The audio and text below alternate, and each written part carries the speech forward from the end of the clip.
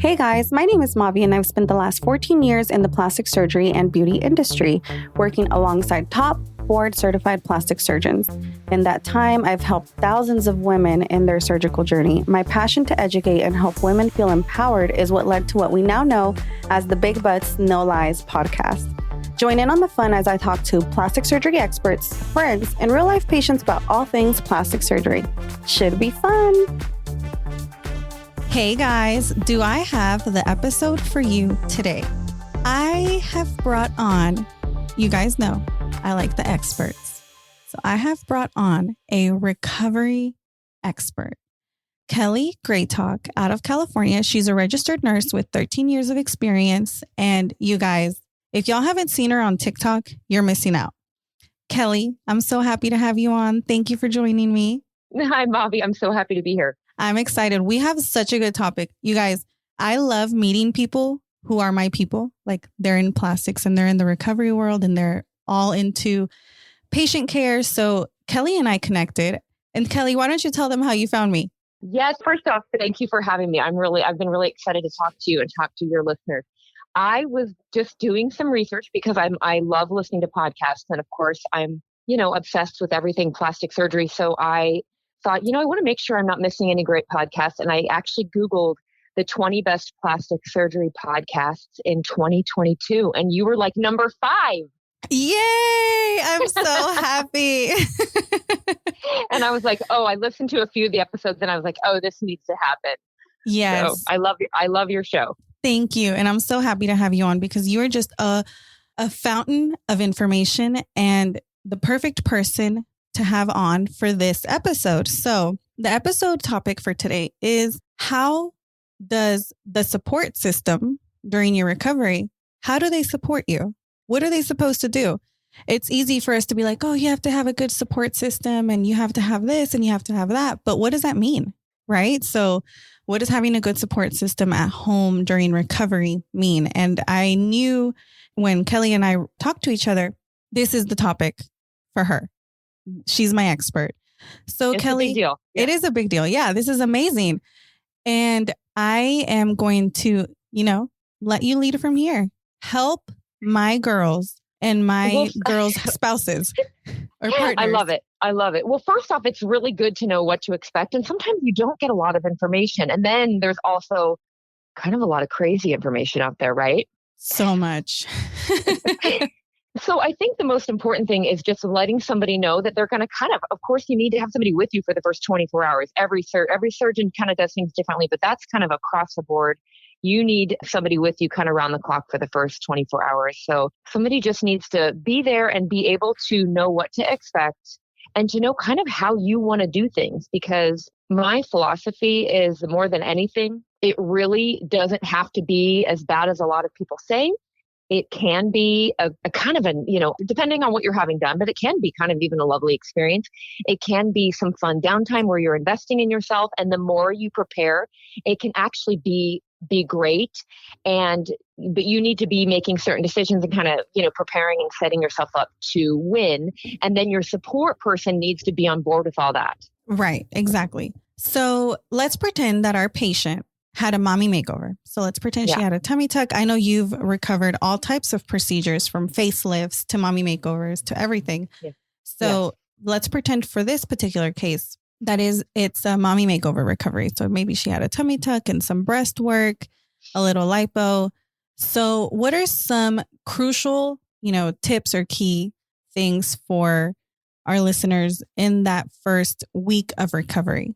So the first thing is I'm big on pep talks. And so one thing I always tell, for example, whenever I've had surgery, I tell my husband, hey, I need you to tell me I'm adorable. I need you to tell me, when I'm all of a sudden it's day 3 and 4 and 5 and I'm regretting this whole situation. I need you to remind me why I did this, right? So they just need to be patient and loving. And, it's helpful when they know how to get you in and out of bed without pulling you. No one should ever be pulling you out of bed. Correct. They should be more like kind of putting their arm behind you and scooping you out. And then just kind of knowing how you want to fuel your recovery, what kind of foods you want to be eating. So they're not just bringing you whatever they can find. They really want to know, okay, she's really taking the nutrition part of this seriously. So I'm going to bring her this low sodium, this, and, high protein, and just really kind of be your advocate, because you might be under the effects of anesthesia. You might be kind of hopped up on narcotics and maybe not making the decisions you normally would. And they really kind of need to guide you, especially those first few days, and remind you, hey, remember, this was the plan. You wanted me to remind you to not get behind on pain medicine. You wanted me to remind you, we don't want you getting constipated. So every time you take a pain pill, we want you to take, some prunes or some, over-the-counter stool softeners. They just kind of are there to really support you. And that's what support is. Exactly. And I do want to bring this up because you guys know I talk to a lot of women, right, during their recovery. And I had my 2 very close friends recently have surgery. And one of them took everything that I said and did it. So she prepared her home in advance. She has small children. So I talked to her last week and I was like, so what did you do for your kids so that you wouldn't have to stress? Because she recovered at home with her husband helping her and her kids, going to school and coming back. Yeah. So she told me, I prepared everything for the kids as if I was not going to be available. Like there's nothing that they could possibly need that is not there.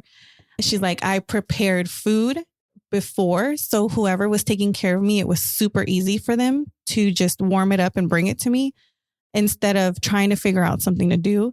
She's like, I washed everything. I had everything ready. And she has had an amazing recovery. She's already back at work 2 weeks post-op. She feels good. She's standing up straight. She's had her massages. She's like, I love my body. I'm good. And then on the other hand, I had my other friend who didn't do anything. Oh, she didn't do anything. And she's a busy mom. And this is when I tell you guys, you can plan for a good recovery. You can plan for a good recovery. Your pain tolerance, we don't know until you have it, how your pain's going to be, but pretty much everything else we can plan. So she didn't do any of the things that I told her to do. My other friend was also working out 3 times a week. She changed her diet. So she was doing really, really good. And my other friend who didn't do anything, she's now 4 weeks post-op, still has a lot of swelling, still walking a little bit bent over, still having issues, I think, like pooling and more feelings that if she had been doing her massages, she wouldn't be feeling. So I was able to see it once again right in front of me, of somebody who did the preparation and had a wonderful, great recovery. And then somebody who didn't do any preparation and was struggling. Yep. So I think for our listeners, you are recovering patients in their home. And when you and I talked, you told me you can usually tell within the first few minutes how their recovery is going to be. So why don't you tell our listeners how you can figure that out and what they can do to be on the good side of they're going to have a great recovery? Yeah. So first, let me tell you just a little bit kind of what I do. And so I travel all around a few different states, New York, Connecticut, Florida, California. So I go all over and I recover patients in their home or probably 50-50 in their hotel. Mm-hmm. And so I've spent thousands and thousands of hours just recovering patients after plastic surgery. Beforehand, I send them a bunch of information on how to prepare a great recovery. And some people really take all that information and they are dialed. And they do a great job preparing. Some people don't really even look at the information because they kind of know they have me. And so they know I'm going to handle everything, but they really miss the opportunity they kind of almost, I feel like they cheat themselves a little bit because they're not doing their part. And one thing I would love more than anything is your listeners, your girls, to know that the recovery part is really their job. The surgeon does, his or her job to obviously do the surgery, and they're doing a lot of preparation on their end. And then they kind of pass the ball to the patient. And this is your opportunity to do your part to have a great recovery, which is going to lead to a great result. And so the more I can tell when I said that to you, I really have got it. I've been doing this so long now and so often that within 30 minutes, I can tell, oh, this is going to go great or not. And you might be asking, like, if you're there, why would it not be a great recovery? And that's because some people, it doesn't matter what I say, they, because of maybe they're on narcotics and they're not making their normal decisions. Maybe they don't understand why even some of the most basic things make a big difference. but so they may not listen. And then that really affects their recovery.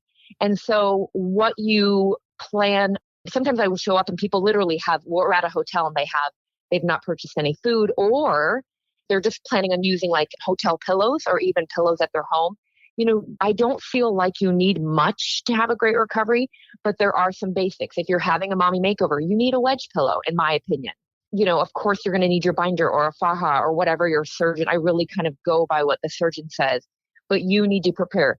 You don't want to be fueling your recovery with hotel pillows and Chick-fil-A. Please, God, please do not. Yeah. And I've had people do that. And, the problem is, you made a comment about pain earlier, and, there's a lot you can do to make sure you're only really maybe a little bit uncomfortable, but that you don't really have to deal with a lot of pain. Deep breathing, getting up. I mean, people sometimes want to go home and they want to literally get right in bed and not move. You're going to be in pain if that happens. You want to be getting up, even if you may not want to, but if you want to have a great recovery and you want to be in the best health and minimize swelling and really keep circulation going, all of those things, you want to be getting up every few hours and, even going to the bathroom and trying to go to the bathroom, whether you have to go or not. And you're not going to want to do it, but once you get back in bed and have your person kind of get you comfortable, that will really make a big difference. And you'll be able to get more comfortable, which means you're resting better, and it all just builds on itself. Another thing I want to mention, another way I can tell if someone's going to have a great recovery or not, is just their attitude about it. Attitude has such a big impact on recovery. Sure. It does. And it doesn't matter if the girl you follow online had a horrible recovery or was in a lot of pain or hated her drink, this or that. You could have a totally different experience, and you're probably going to have a totally different experience. But your attitude going into it, and the more you prepare, the better you're going to feel about the whole experience. And you're going to know what to do when all of a sudden, maybe you start to get a little nauseous, or all of a sudden you're feeling a little lightheaded. You're going to know because you've done the preparation, you kind of know what to expect, and then you know what to do about it. Absolutely. And I think on that note, another thing that you and I talked about, which I think is really important for us to bring up here about during attitude and kind of positivity around you during your recovery, is the people who come visit you. Yes. Oh, yes.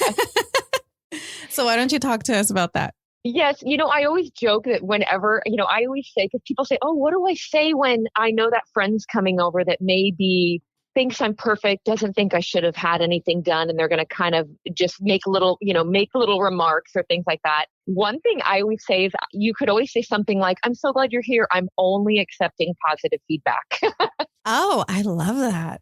Oh yeah. It's like, just say it right out the gate. I'm so glad you're here. Thank you for the smoothie. I'm only accepting positive feedback, because you don't need any shenanigans. You don't need stories of other friends. You don't need any negativity. You're probably going to be in the thick of it. The first few days you're going to be emotional and all that. And you literally only need your most supportive friends who are like, you look amazing, even though you probably don't, right? Mm-hmm. You're swollen and all that, but you just need those friends that are just going to be like, you got this. This is going to be amazing. That's the energy you need. You don't need any of the other shenanigans. None of the other shenanigans. And it's really important, I feel, when you're getting ready for surgery, you'll know who's going to be for your change and who's not. Because when you start talking about it, you'll hear, some people will tell you don't need to do anything, or I can't believe you're doing that. Or, I've heard patients get told a 1,000 things. You're selfish. Why are you trying to do that? You're old. You don't need to have surgery. Why are you trying to look like a young girl? And right. To all why of would you that, spend the money on this? Yeah. Why are you spending money? Like, you could buy a house, you could buy a new car. And y'all, if you follow me on Instagram, you already know what I have to say about that. When people say you could have a new car for the amount of money that you're spending on surgery, my response is, you can step out of the car, but you cannot step out of your body. Oh, I you like can that. leave the car in the driveway and, it can get stolen and it's gone, and that's it. That money's gone. The money that you are investing in yourself, that you can literally not step out of your body. It's what you have to deal with and what you have to look at every day in the mirror. That's worth investing in. And I love that you use the word investment. It's a good, because this is an investment. Yes. It is. It's an investment into you. Especially as women, I feel like we're always investing in other people. We're investing in our spouses. We're investing in our kids. We're investing in our families. And we tend to forget about ourselves. And I've seen it over and over and over again in the office when I would meet women who maybe their kids were already going to college, or they were older and they're like, my kids are finally out of the house and I can focus on myself. And I think you don't have to wait. You don't have to wait until your kids go to college. You don't have to wait, right, until there's nobody home. Right. You can invest in yourself. And you guys, I feel like I'm a better mom. I feel like I'm a better person ever since I had my surgery, because that part of that negativity that I would feel every time I would look in the mirror and be like, oh my God, if I could just get rid of this stomach, I would be so happy. Yeah. I love it. Yeah. So investing in yourself is the best investment that you can make into yourself, into your education. We invest in our educations. We invest in a lot of our clothes. We invest in a lot of things. Investing in your surgical procedures, I mean, you can't go wrong. You really can't. So with that large investment, would you buy a car and then never take care of it? No. Would you buy a car and then take care of it so it lasts you longer, right? You would do maintenance on it. You'll do the oil changes, get new tires. Like, why don't you do that for your body? You can maintenance your body so you're happy. Anyways, long story short, invest in yourself. I love it. Yep. And definitely, if you have negativity around you, I love Kelly's response. Thank you for your input. I'm only accepting positive feedback right now. I'm going to start using that. Yep. I'm only accepting positive feedback today. Yes, exactly. Great. Okay. So what else?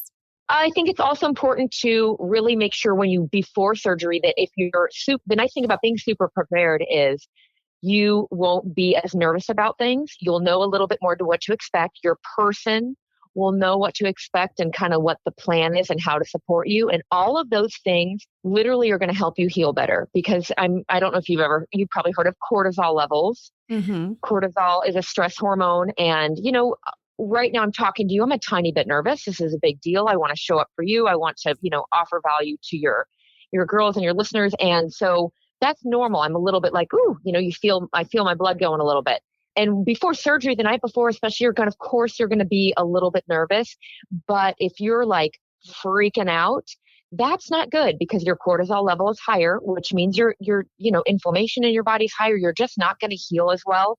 So the more you prepare, the more comfortable and more like actually excited about the surgery you can be, and you get to carry all of that with you into surgery, and you're actually going to heal better. So that's just another bonus of being prepared and making sure you have a great recovery and then getting the great result. Lovely.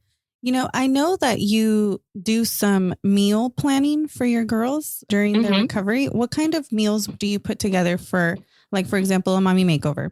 We know go ahead. Yeah, it all really depends. There's so many different diets these days. So some people are keto, some people are vegan, a lot of people are gluten-free. So I really spend, what I do is it's definitely concierge nursing. And so we spend a lot of time talking about them and how they eat and what, and then of course, low sodium, so low salt foods, high protein foods. There are tons of different smoothies on the market these days. Even if you don't do dairy, there's tons of different smoothies that have a lot of protein. And there are a lot of different things. I send grocery lists and things like that to kind of help them have a wide range of options. The one thing I would love to tell your girls is that I used to think that to be as healthy as possible was the best way to go. I used to think, all the healthy foods, super lean, no fat, no sugar, which in a perfect world, of course, that would be ideal. But then I would find that my patients we would do all this planning, we'd have all this healthy food, and then they would either end up door dashing or they would just eat the kind of the not healthy stuff that was in the fridge. Because, when you're not feeling good, sometimes you want junk. And so the one thing I started recommending, and this has been really helpful, is that I like to recommend my patients make some kind of healthier versions of their favorite food. So for example, let's say your comfort food is macaroni and cheese. Make the healthiest version of that possible and have it in there just in case you're like, well, I planned on eating this super, super healthy food. There's no way I'm eating that right now. And then it's either that or Chick-fil-A, or then there's this middle healthy mac and cheese. And then that could be your default. Maybe it has, broccoli in it. Maybe it has, whatever, however you can put a healthy spin on it. And I find that people are more successful if they have some middle of the road options. I love to hear that, because you're actually with them in their homes trying to get them to eat. Well, right. And I've seen where we make all these good plans and then all of a sudden somebody's fueling their Brazilian butt lift or their mommy makeover and they're eating pizza because we only have the really healthy stuff or the crap. And so they're putting the crap in. And the problem with that is then they're nauseous. It's just, it never goes well after that. You don't want to fuel your body with that. Mm-hmm. It's crucial in that first week, at least. Nutrition is huge. Food is so, so, so important. And then another thing I want to point out is even if you don't have issues with dairy, the first few days after surgery, I would really avoid dairy, especially if you have any hesitancy to, if you get nauseous at all, because dairy really can cause nausea. And you definitely don't want to be nauseous after your mommy makeover or your just whatever plastic surgery procedure you have.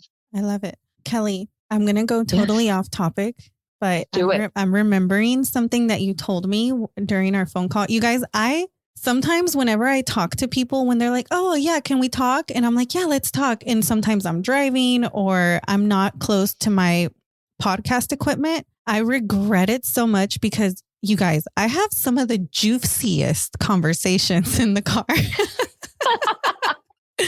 But something that you and I talked about it when we talked was how you even got into this. And I would love, your story just, it gave me chills when you told me, and I want my girls to hear, how did you even get into it? And I know it's a long story, but share it with us.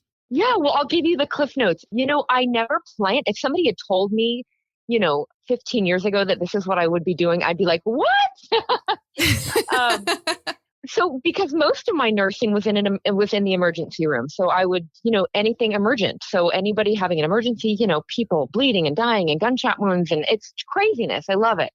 So that's what I've mostly done. And then I did a little bit of everything, but a little bit of home care nursing, which meant people had surgery and then they went home, and I would kind of drive around and check on people at home. And then a lot of post-surgical nursing where if you just had your gallbladder removed or you just had bariatric surgery, I was taking care of those patients in the hospital. And then kind of the brilliance of how I even thought of this job is when I was a home care nurse, I started getting patients that were breast cancer survivors or trying to survive breast cancer, and they had mastectomies. So they had their breasts removed. And so I would go to their home after they were discharged from the hospital, and I would teach them how to use the same drains that all these mommy makeover patients are having, these JP drains. I would train them how to use these drains.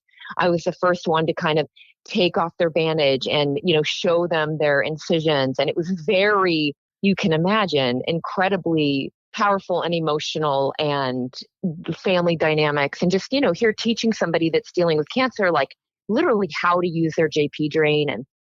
And that was very, very, it was an honor to be part of that. Then I started having patients that were similar, but they'd had genetic testing done, like the BRCA gene, and they'd found out that maybe they didn't have breast cancer yet, but that they were genetically predisposed to it.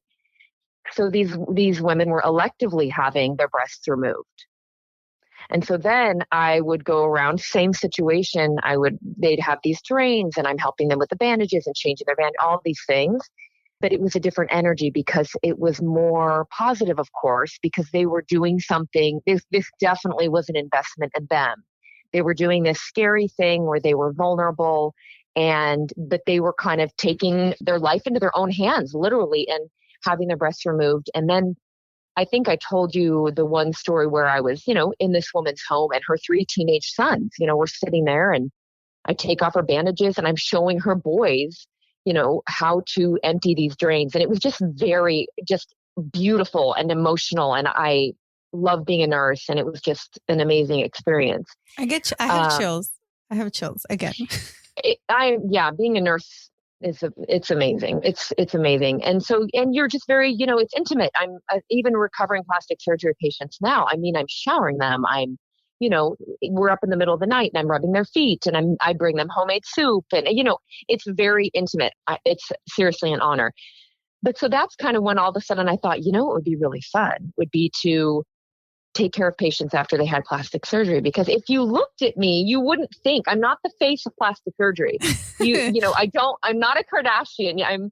You wouldn't think that this was kind of my jam, but I love it, and I'm super passionate about it. And I just started doing this. Now I'm doing it full time. I'm going on 3 years. And it's funny, when I first started, I thought, ooh, what would it be like to, recover famous people? And I kind of thought that would be the fun part.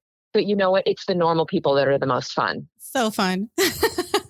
Oh, totally. Yeah. And it's really fun telling people. And now I get more bossy, and I'm like, hey, listen, been doing this enough. You're not going to want to listen, but here's what we're going to do. And I totally boss people around, and they have a great recovery, and I love it.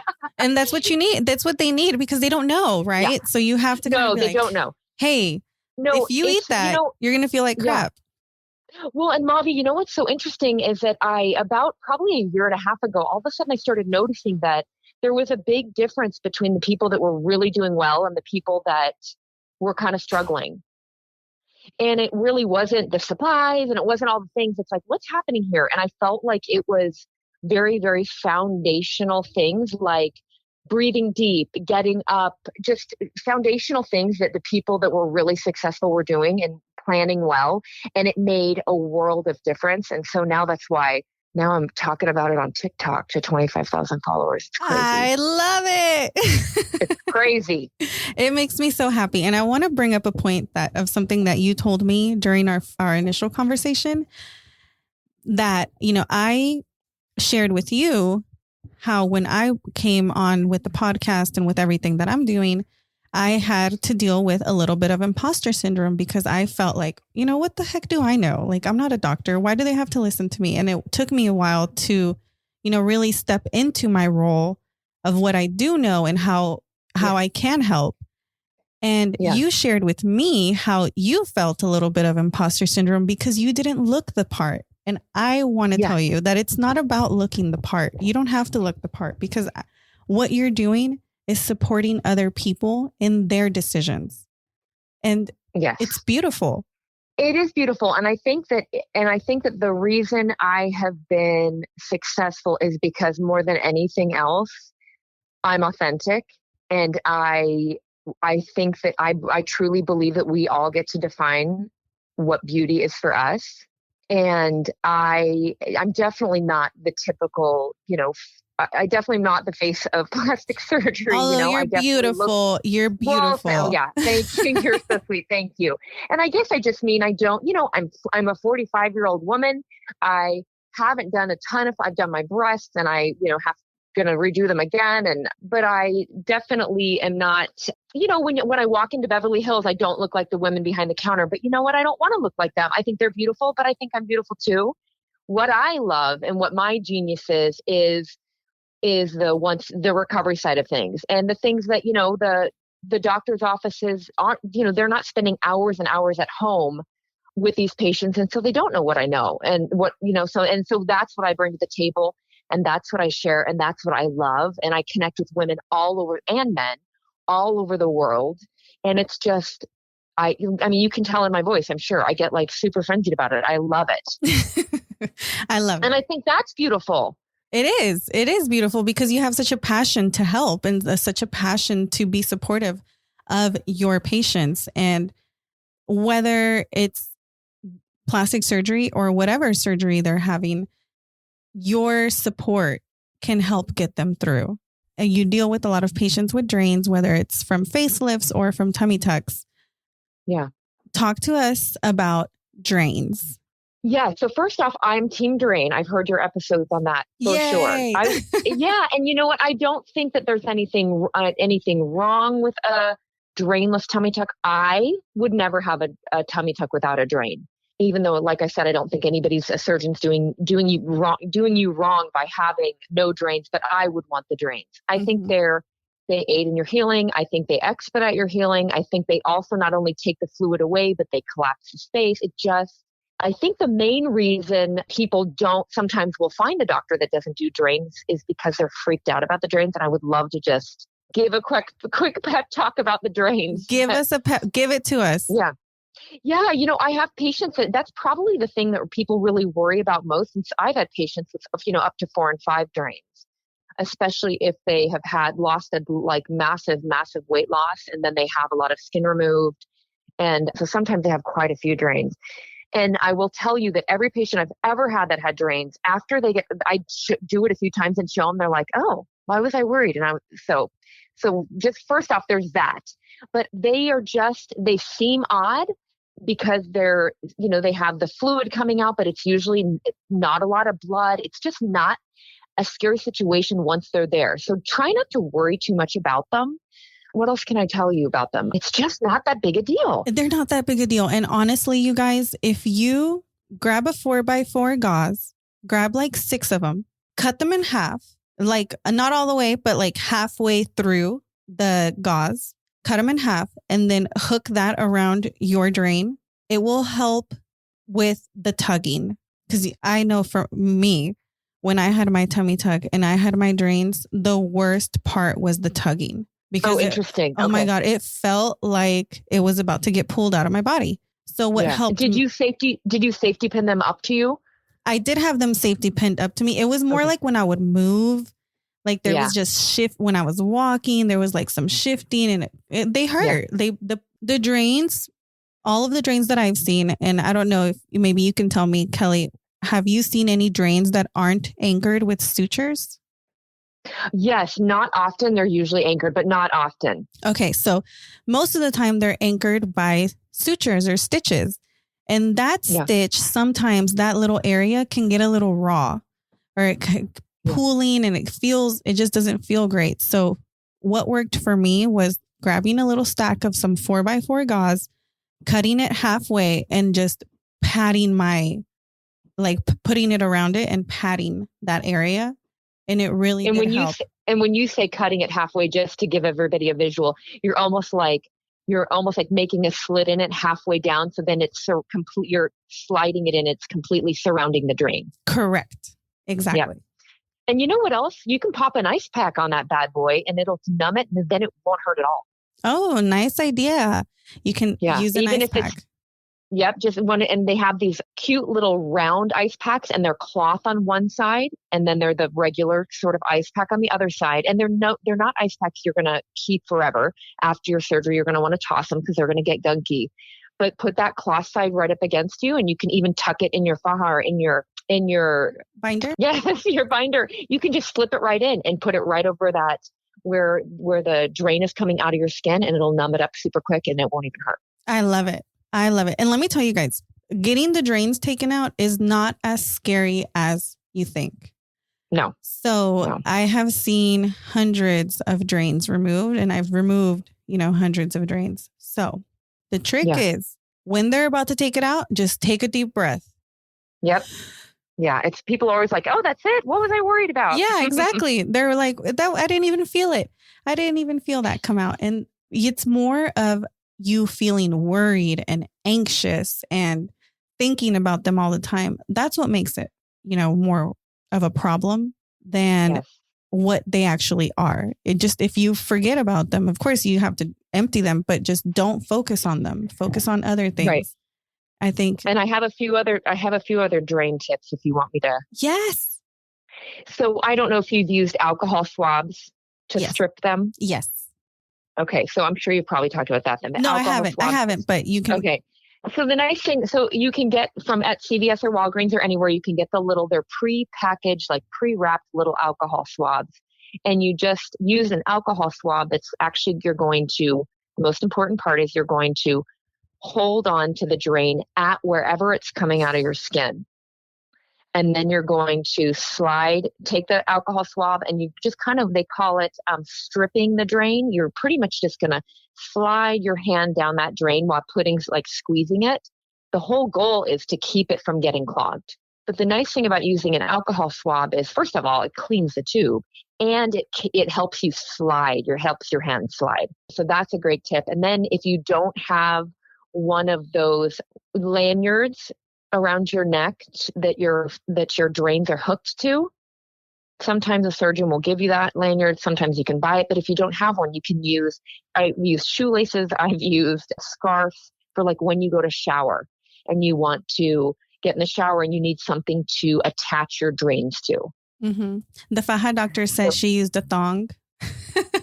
Oh, I have done that too. Oh yeah, you get creative. But and one other tip that I think I don't hear a lot of people talking about that is really important. And I heard one of the wonderful doctors you had on. I can't remember his name, but he was great.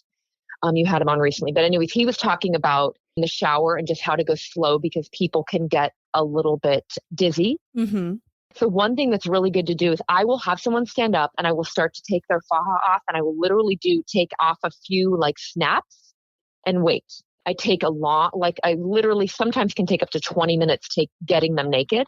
Mm-hmm. And so just you take a little bit off and wait. Because what happens if you take it all off at once, you can kind of, I don't know how to explain it in a bit, like there's just kind of, you can get flushed and you can get a little bit dizzy and nauseous and that doesn't feel good. No, it so sure doesn't. Take it off. Yeah. If you take it off really slow and sit down and just really, really take it slow, it usually doesn't happen. And then take that part slow. And then when you get in the shower, I always tell people get to work. If you're washing your hair, whatever your goal is with the shower, do it right away.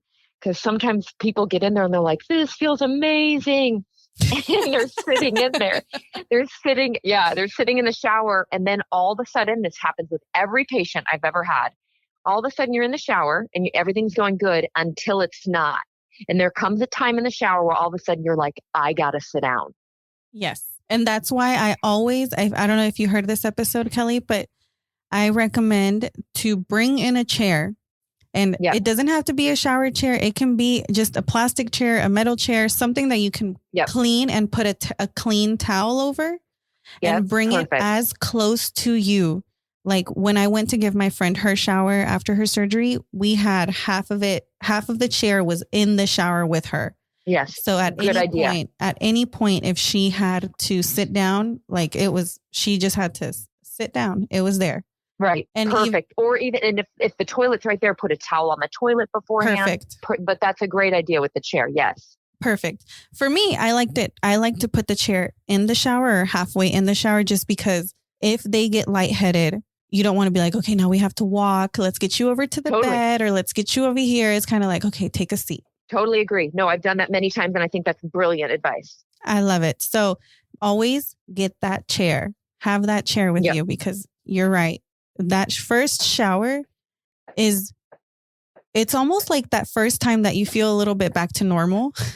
Yeah. You're kind of like, oh my God, I get to wash all this stuff off me. You're washing the purple marks. You're washing glue from the bandages. You're washing all this stuff off. So it's kind of that first little glimpse of, oh my God, okay, I'm getting back to normal. I can take a shower. Right.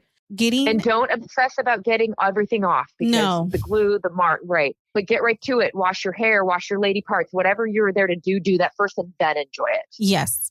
And also a little tip on the glue and the purple marks. If you already have those alcohol wipes out, you can use those alcohol wipes on the tape on your skin, on that adhesive, and it'll help take that off. I think perfect. Yes. Love it. Somebody could even be doing that for you while you're recovering. Just, hey, come take this gunk off me. Exactly. Perfect. Exactly. I love it. If your support system is looking for something to do, give them something to do. Here, take these alcohol pads. Get to work. Yeah. I love it. My mom was so sweet during my recovery. She gave me a pedicure. She massaged my feet. And me, of course, because she came over here to stay at my house. I was like, Mom, stop. I want to help you with the dishes. Stop doing laundry. Like, can you quit? It makes me feel worse that you're doing stuff to clean my house, while I'm sitting back. And I now when I talk to my girls, I tell them, allow yourself to sink into recovery. nothing else around the house is more important than you recovering safely from your surgery. So if loads of laundry need to be done, somebody else can do it. Anything that needs to be done that you would have to do, somebody else can do it, because your main priority is recovery. Exactly. What is your tip for, sinking into recovery? Do you understand what I mean? Like, is that? I do. Okay, good. I do. I think it's, people get so, and this rightfully so, they get so worried about all the details, and that's great. But I always say, once all those boxes are checked, I like to tell people, you're going to be watching a lot of TV or listening to podcasts, or what would be fun for you. I've had patients that are like, they binge watch all of the Friends episodes from like the first episode. What's going to be fun for you to make this enjoyable, because you're going to have a lot of downtime. And what's something that you wouldn't even have time to do before because we're so busy? What is something that you would think like, oh, if I had time to sit down and do this, I would totally do it. Like I've had girls learn how to crochet. I had a girl. Yeah, she learned how to crochet. And I had another girl recently. She was like, you know what? I want to learn how to code. So there's some classes. She's like, there's some classes online, and I'm going to try to learn how to code. And of course, it really depends on where you are in your recovery. Some patients like to take the pain medicine, until they finish it. Other patients will try to wean off. And it really depends on how much medicine your doctor is even giving you, because I don't know, Kelly, if you can tell us your experience, but in my experience, in the time of my career of the 14 years that I've been in the business, before, when they would give pain medication, they would give like 50 tablets. Oh, yeah. Now, no, that's not the norm anymore. That is not the norm. So now you get 20, 25, maybe. So by the time you're getting to the end of it, your doctors are wanting you weaned off of it. So I have a lot of girls who take it initially, and then they try to start, taking other pain medication like over the counter, so they can wean off faster. So once you're weaned off your pain pills and you're just at home, if you're on Tylenol, you're just recovering, you can learn a new skill.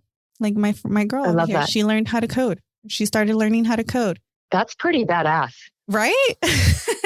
Yeah, that's very cool. And you know what? In my previous episode, I talked about how for my girls on the membership, I want them to pick up a skill or learn how to do something during their recovery, so that they stay off of the Facebook groups, because the Facebook groups, gosh, I think sometimes they cause more damage than good.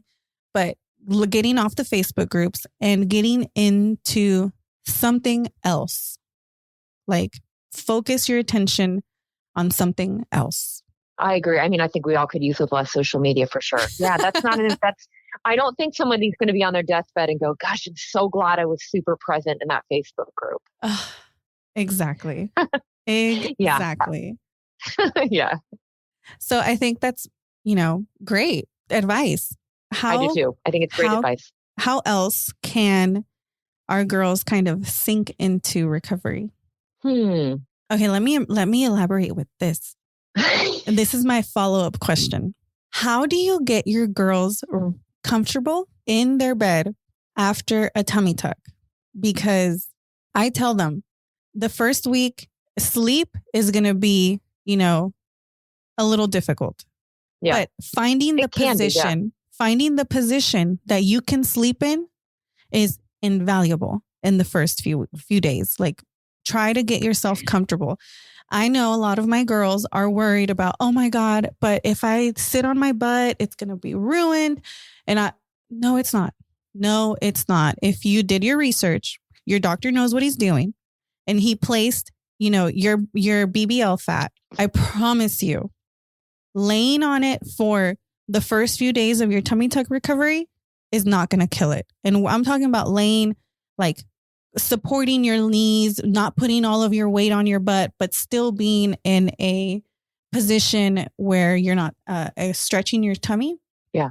Beautiful for sleep.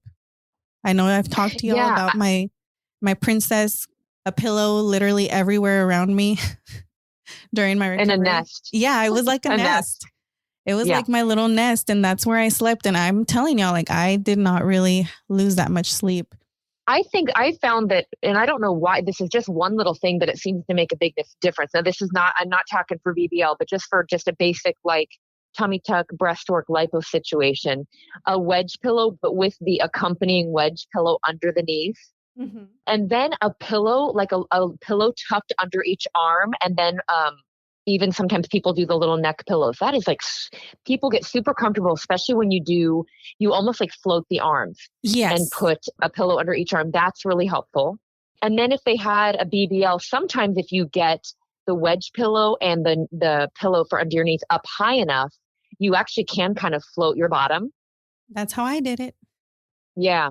And then they have, there's so many things. Sometimes I keep extra things kind of in my toolbox in my car, just in case somebody can't get comfortable to try. I have had some luck with that, like avocado inflatable, but I think those are kind of every once in a while we use that. But I would say mostly it's just basic stuff of just a wedge pillow and, just floating their bottom if they have a BBL. But the tummy tuck patients, I don't find they're that hard to get comfortable. It's more the tummy tuck BBL. Those are my tough ones. Okay.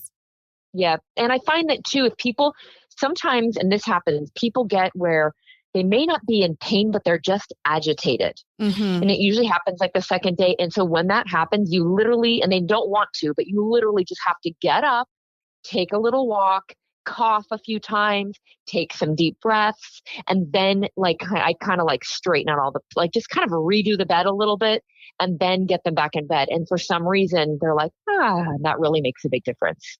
Oh, I'm happy to hear that. Thank you for sharing that with us, because anything that can help them get comfortable in those first few days, chef's kiss. Yeah, sometimes you just got to get up. Yeah, I've also heard and I've seen, actually, if y'all follow me on Instagram, you saw a few weeks ago, I posted my girlfriend's booty nest. So it was a pregnancy pillow, and she used it to kind of create her nest. So she would be in the middle of the pregnancy pillow, and it was the U-shaped pillow. The arms would kind of fold in, and that was her support under her thighs to keep her booty up. I'll have to post more pictures of it, but actually I might post them onto my feed because they were just on my story. So I'll post them on my feed so y'all can see it. And I'm telling y'all, she recovered great. She's back at work doing awesome. So the pregnancy pillow really did help with her sleep. Nice. Yeah, everybody's a little different. So you got to really kind of find out what works for you. What works for you. As once you find you can sleep, you're good. The recovery is only going to get better from there. Yeah. And you know what else really helps with sleep is turning off your phone. Oh my God. Yes. I can't tell you how many patients are there and all of a sudden ding, ding, ding, and they just fell asleep, and people, and usually it's because they love you and they want to check, but just turn it on silent and check when you wake up. But you're going to be sleeping on and off all day and through the night. You want to get like just good uninterrupted chunks of sleep. I love it. Absolutely. Okay, Kelly. So how can my girls find you? I know you have something really important and really exciting to tell us about your course. So tell us all about it. Oh, I do. I have a wonderful, it's a video series. It's 6 videos that just literally walk you through how to prepare. I always kind of consider what I have on TikTok and all my Instagram stuff. I kind of consider them sound bites. And I wanted to be able to put down everything I've learned that makes a difference between a good recovery or not. And it's 6 videos and it's $149. I've had people reach out and say, you should charge more, but I want everybody to have it. And I want it to be less than Botox. And I want it to be a no-brainer for people. And it's got grocery lists and an ebook and my chicken noodle soup recipe. And it just literally shows you how to have your person get you in and out of bed, it walks you through how to do the drain care. And there's a lot of crazy information out there online. So I wanted to just put something out there after, my hours and hours of recovering people, what I have found what makes all the difference and makes for a great recovery. And so it's great. I sold 3 of them yesterday, and I woke up this morning and had an email from each person and was like, I'm so lucky I found this. I'm not even worried about my tummy tuck now. And so it's awesome. I love it. I'm so happy because the more education we can get out there for our patients, the better the recovery is going to be, because a more educated patient makes better informed decisions. And yes, that's really what the purpose of this podcast was, for me to help educate you so that you can make the best decision for yourself in your journey. And I mean, a step-by-step guide. What more do you want? Right? It's great. Yeah. And it's fun. It's easy to watch. I mean, I tried to keep it, light, and it gets a great feedback. And so, yeah, I mean, I'm proud of it. I love to offer it up to people. So yeah, so you can get through it if you go right to my Instagram and just go to my or TikTok and go to my, the link in my bio. You can see it there. Awesome. Tell us your handles. It's my first and my last name's a little crazy, you guys. It's my first and last name, Kelly Greytok RN, as in registered nurse. So it's Kelly Greytok RN. Awesome. So look for her on TikTok, look for her on Instagram, you guys, and tell her I sent you and that I say, hey. I love it. Please do. Yes. And I will see you guys next week. Thank you, Mavi. Before y'all go, I have to talk to you about the membership. You guys, I am so excited to finally have launched the membership. I am only taking on a few people or women at a time. I want you guys to be able to reach out to me and kind of let me guide you through the process and ask me your questions, everything you're thinking, what doubts you have. So in order for me to have that like really personalized touch, I can't take on too many. So if you're interested in the membership, you can reach out to me on Instagram and I will get you started on the membership. I have you guys fill out the questionnaire. That helps me also kind of weed in priority order who's ready to kind of have surgery soon or who's looking at more a year to 2 years out. Also, please, you guys, if you enjoy the podcast, go on Apple, review. Give me your best review. It helps other women just like you find me. And I know we're trying to build this community, so that's what we want. I would like to end this episode with a huge thank you to all of our listeners. If you enjoyed this podcast, make sure to subscribe to Big Butts No Lies Podcast and follow us on Instagram at Big Butts No Lies Podcast. If you have a topic you want me to cover, please send it to the DMs. If you know anyone on their plastic surgery journey, be sure to recommend them the show. You can also visit us on our website, bigbuttsnolies.com. You'll see the online surgical recovery store. We're adding new items all the time. If there's something you think I need to have on there, send me a DM. Don't forget to leave us a 5-star rating on Apple Podcasts. And don't forget, new episodes every Monday. I'll see you then.